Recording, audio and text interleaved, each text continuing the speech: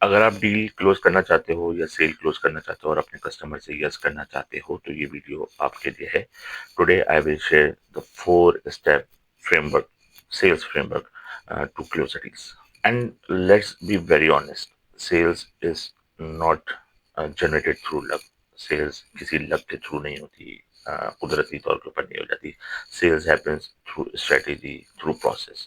اور اگر آپ بھی ابھی بھی سیلس کے اندر جو ہے وہ ایشوز فیس کر رہے ہو, ڈیلس کلوز نہیں کر پا رہے ہو, تو یقین جانیے یہ فالٹ آپ کا اپنا ٹیلنٹ کا نہیں ہو سکتا, یہ پروڈکٹ کا نہیں ہو سکتا. موسٹ پروبیبلی یہ فالٹ جو ہے وہ کسی اسٹریٹجی یا کسی پروسیس کی نہ ہونے کی وجہ سے ہوتا ہے.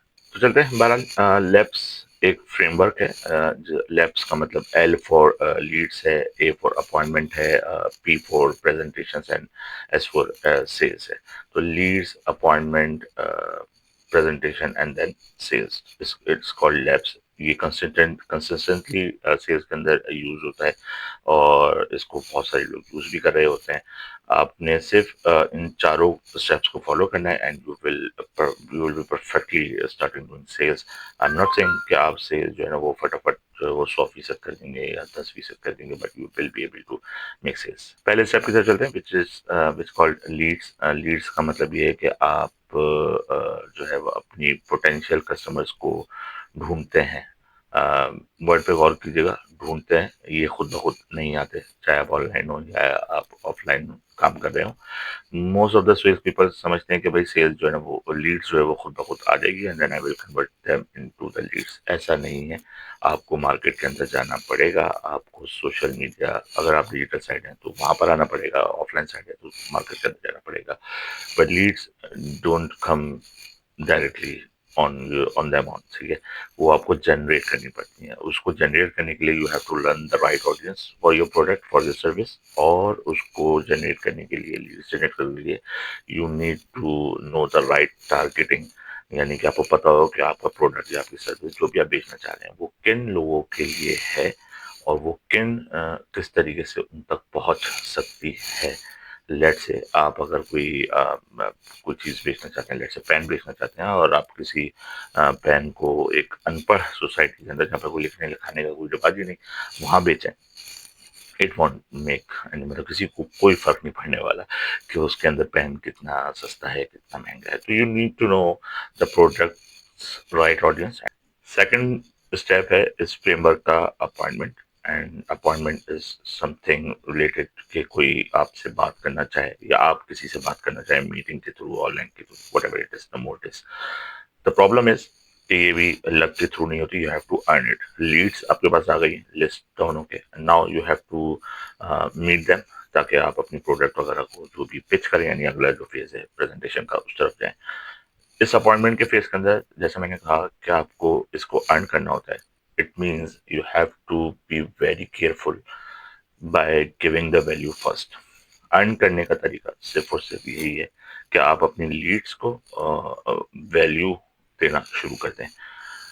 کولڈ کال کا ایک زمانہ تھا کہ ہم کولڈ کالنگ کرتے تھے, ابھی بھی آتی ہوں, تو یہ کام اب نہیں کرتا انٹل انلیس کہ آپ کوئی بہت ہی کنزیومیبل ٹائپ کی نیسیسٹی بیچ رہے ہوں, ٹوتھ برش جیسا یا کوئی کریڈٹ کارڈ جیسی چیز.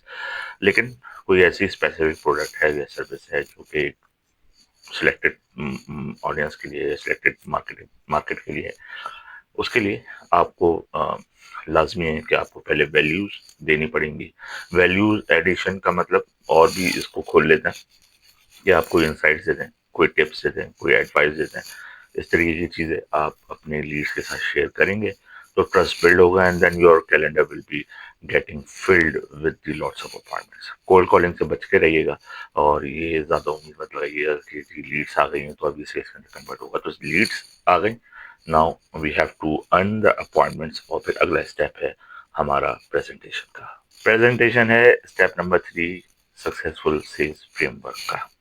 پریزنٹیشن کا مطلب ہے اپنا پروڈکٹ دکھانا یا اپنی سروس دکھانا, through slides, through words, through prototype, what ever it از, کچھ بھی ہو سکتا ہے. پریزنٹیشن میں انگلش والی بات کر رہا ہوں, کارپوریٹ کلچر کے اندر پریزنٹیشن پی پی ٹی والی بات نہیں کر رہا.